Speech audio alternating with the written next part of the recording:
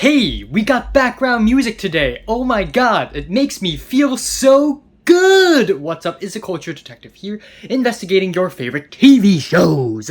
And today I'm going to be doing a TV review on the new TV show released on HBO, and that show is called The Sympathizer. Now, this is a new show directed by Park Chan-wook. At least the first 3 episodes are directed by the one and only legendary Korean filmmaker Park Chan-wook, who I am extremely inspired by. His films, Old Boy, The Handmaiden, Sympathy for Lady Vengeance, freaking Decision to Leave, the list goes on. Now, this TV show is not a Korean show. It is an American slash, I guess, Vietnamese TV show, and it is based off of a novel written by Viet Thanh Nguyen. And here's a fun fact.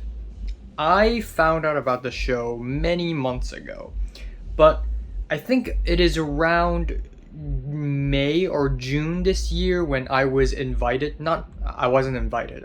There was an event at my college campus where the first episode of The Sympathizer is screened, plus a Q&A between my professor, my film professor, and 3 producers of the show. And then it is on that day, or I think it is like sometime around that time frame, when I found out that my professor is Viet Thanh Nguyen's wife. So my professor's husband wrote The Sympathizer, and it got adapted into a TV show with Park Chan-wook's help. So that's a pretty cool fun fact. Now, anyways, The Sympathizer, Viet Thanh Nguyen, this is a Pulitzer Prize winning novel. It is about a spy who works for the capitalists, works for the south of Vietnam in Saigon, but is actually secretly a communist during the late stage of Vietnam War. And then later on, he and a bunch of southern Vietnamese people who are anti-communists, they escaped to LA because, of course, everything happens in LA. It's such an important city. The whole world revolves around LA, of course. Duh, bruh. And they basically live out their lives there. But again, the espionage continues. There's a lot of guilt. There's a lot of moral ambiguity. There's a lot of facing the past, facing trauma, and there's a lot of spying going on, not just between the communists and the anti-communists, but also between different parties in America. So it becomes this really interesting, convoluted story about racial identity and politics. Now, the obvious here is that I'm not Vietnamese, but after reading some reviews online, I think it is pretty clear that the Vietnamese spoken in this show are god-awful. A lot of the lines, a lot of the dialogues here sound like terrible translations from English to Vietnamese. It doesn't sound local. And the Vietnamese pronunciation is terrible, especially for the main character, the main actor, who's played by Hua Sunde. Hua Sunde. Okay, I'm probably completely butchering the pronunciation, but it's okay. It's okay. His Vietnamese, I can tell, has a lot of American accent in it. So the Vietnamese here is kind of terrible. So I feel bad calling this a Vietnamese show. At the end of the day, this is a tried and true American show.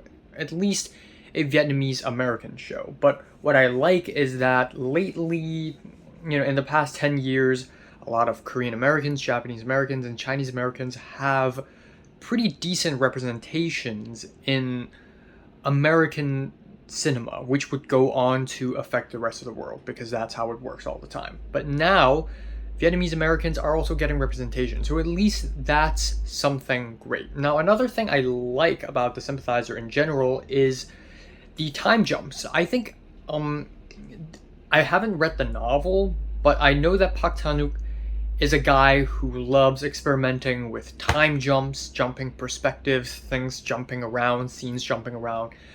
I think the novel is the same way, and I think Park Chan-wook basically utilizes extremely well, because we basically have flashbacks, flash forwards, flashbacks within flashbacks. The entire episode 1 is just chopped up.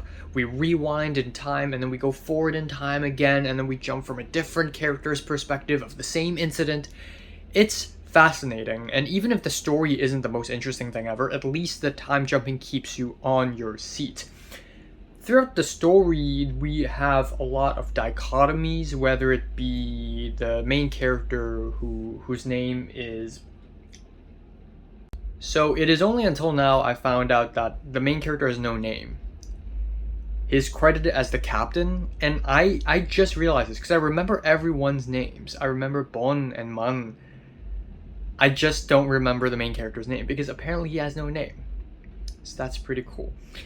Okay, the main character, the captain, he is stuck between communism and anti-communism, North and South of Vietnam. In America, he's stuck between East and West, his Vietnamese identity, and also apparently he's half French, so his French/Western identity, which I will talk about a little bit later. And then there are so many moments where, for instance, there's an episode where he worked as a PA for a film set, because of course it's LA, it's Hollywood, of course it's always about movies, am I right? So it's a dichotomy between his role as a PA, but also his role as a caretaker for the general's daughter, the Vietnamese military general's daughter. And then there are many other moments where he's caught between two things. It's always split between two things. And I really like this repeating motif of being split, being two things. And, instead of being half and half, you should think of yourself as, you're twice of everything. That's one of the lines that's repeated again and again in this show. Now, episode 1 I watched way back in May or June, and I watched it on a big screen, and I had a blast watching it. Where we have, essentially episode 1 is the most action-packed episode of the entire 7-episode run. We have the captain basically escaping Saigon in the last few days before it fell to the communists. It is extremely exciting, and oh my god, the scene transitions, oh, they're delicious. They're beautiful. I love it so much. And then episodes 2 and 3 happened. I watched it recently, and not gonna lie, the quality drops way down. The moment the characters, or most of the characters, landed in America, in LA, and then instead of being this interesting spy thriller, it almost edges on slice of life. Shut up. It becomes way less interesting, and the only thing that's carrying these 2 episodes is Park Chan-wook's ingenious directing. I really like that his directing style gets more and more idiosyncratic as we go along. Obviously, we have a lot of beautiful wide shots, weird shaky handheld camera moments, weird zooms, crazy scene transitions, jump cuts. It's really fun. There's a series of jump cuts on episode 3 when the captain meets this arrogant hippie director, and it's just a bunch of jump cuts, and I just thought to myself, damn, that's classic Park Chan-wook right there. Now I'm going to talk about the director character, and the CIA agent, and the weird college professor in UCLA, I believe, and also a few other characters, the senator. They're all played by Robert Downey Jr. And not gonna lie, this is the most acting I've seen Robert Downey Jr. do. A lot of people say, like, Oppenheimer is the best performance Robert Downey Jr. has given. That's false. I think this is probably the best performance I've seen from him. He plays 5 different characters, and all 5 of them have a different accent, have a different way of walking, have a different way of acting, and you can just tell Robert Downey Jr. has so much fun in these roles. I think it's great that Robert Downey Jr. is playing multiple roles on this show, because it shows how all white Americans are essentially clumped together. All white men are clumped together because the captain can't tell each and one of them apart from each other. And also, they all remind him of his father. And then we have episode 4. So episodes 2 and 3 didn't really click too much for me. We have some small, minute plot points that don't necessarily excite me or anything. Episode 4, however, is a bottle episode, or I wouldn't call it a bottle episode. I would call it an episode focused on one location, and it's everything that happened in that location. It's kind of like an episode of Succession, where everyone's stuck in a party, and in this case, everyone's stuck on a film set in the middle of bumfuck nowhere in inland California. And first of all, it's obvious that Park Chan-wook didn't direct this episode. The moment Park Chan-wook steps off as director, you can immediately tell, because his style is so eccentric. This episode is directed by Fernando Morales, who is actually the director of City of God. And I love this episode. This episode was surprisingly fun. It's not the same intense spy thriller that is episode 1 or episode 7, to be honest, but this is a comedy episode, mostly comedy. It's really funny, it's really lighthearted. It's about a Hollywood film set. It's about a hippie director trying to make a Vietnam War film, and we have the captain being the language advisor here. And it sort of becomes a film set gone wrong episode, and I love these kinds of episodes. I love these kinds of stories because I go to film sets a lot. In fact, I'm going to one a little bit later today. And I love film sets gone wrong episodes. They're so good. And this episode also features David Duchovny and John Cho playing 2 famous actors in the story, and both of them have so much fun with their characters. You can just tell. When you randomly invite a guest actor to randomly appear in a TV show, you just know they're gonna have so much fun. Episode 6 has a pretty nice trippy sequence where the captain really struggles with his moral ambiguity, and also Man, who is also a secret communist agent, and him sort of fantasizing, or not fantasizing, but imagining Man reading his secret letters. But episodes 5, 6, and 7, I feel like slow down again. It's nowhere near as comedic and as tight-paced as episode 4, and we are focused on a different story arc where the military general, tries to lead an insurrectionist army back to Vietnam to take back Vietnam, which is crazy. It's a suicide mission. So these 3 episodes is basically about that, and it deals with that story really slowly and not in a very intriguing way. But I do kind of like episode 7. It is a full-on thriller that is not in flashback mode, unlike episodes 1 to 6. And the ending is not bad.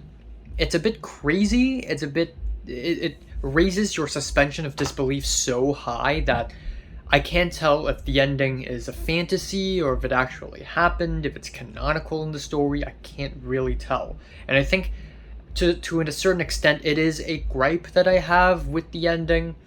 And another gripe I have with this show is that it is so quintessentially LA. It's super socially conscious. It constantly reminds you that Asians are strong and independent, and white people just don't get them.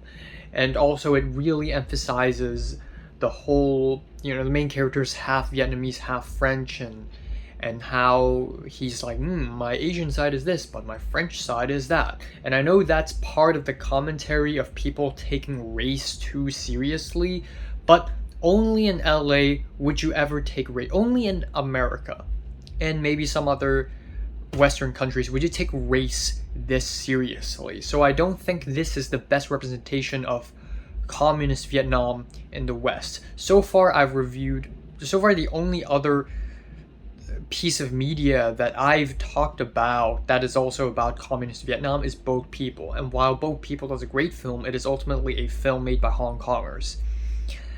So we still don't have great representation of communist Vietnam, I feel like.